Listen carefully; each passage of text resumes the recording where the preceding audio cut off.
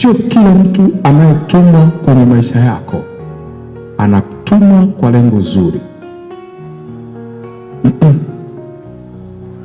Kuna wengine wanatumwa kwenye maisha yako kama chanzo cha kuyaangamiza maisha yako.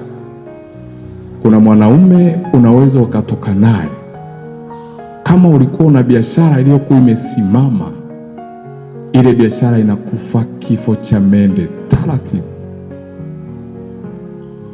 Unaweza ukajikuta wewe huku unamfurahia kwamba kweli huyu mwanaume ni mzuri kila eneo. Ni mzuri kila eneo. Tunarudi kwenye biashara yako.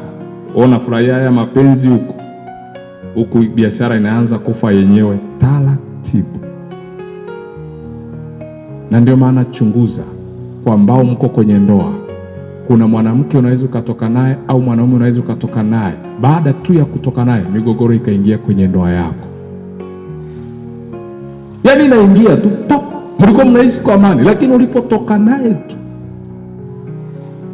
kidudu mtu kikaingia kwenye ile ndoa.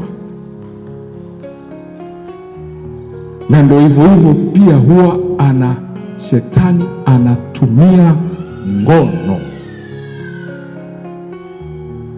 kuiba vibali vya watu. Wengine wao wanasema nyota, kuiba vibali vya watu.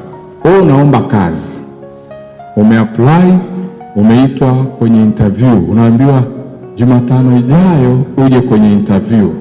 Wewe unajiandaa, unaenda kwa bibi wako, unaenda unalala naye, kumbe uliyelala naye ana roho la kukataliwa, afu unaenda kwenye interview, ukifika unakataliwa.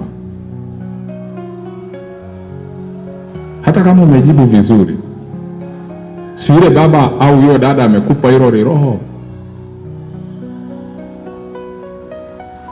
Chukua mikosi ulionayo na ya mwenzako uijumlishe, jibu nalo.